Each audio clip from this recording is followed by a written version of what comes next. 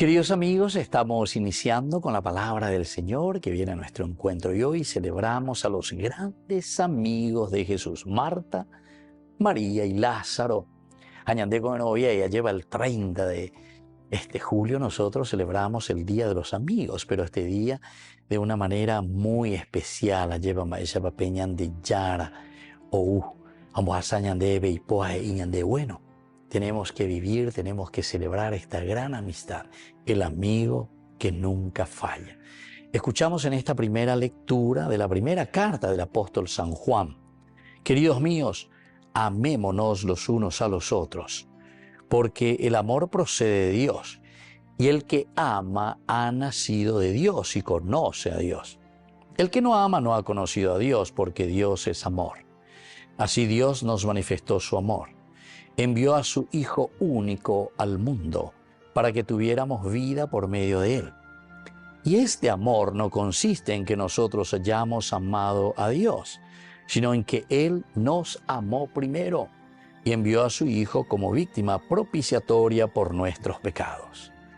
Queridos hermanos, si Dios nos amó tanto, también nosotros debemos amarnos los unos a los otros. Hoy, esta carta de San Juan, la primera, ¿verdad? Desde el capítulo 4, queridos amigos, nos está llamando a un amor de comunidad.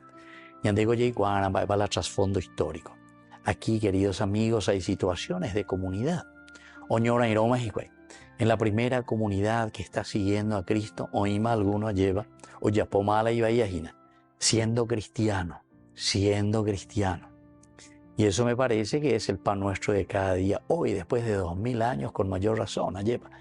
Porque estaba en una araña de ella, él la cristianoja, pero y entonces cuando nos llama al amor, y Juan estaba llamando a la comunidad al amor, era decir verdaderamente atención.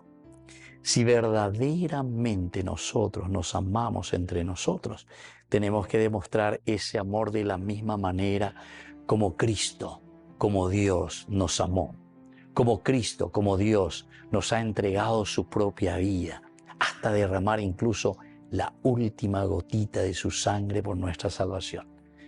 Y aquí entonces por eso comienza a hacer toda una elucubración sobre el amor, lo que significa.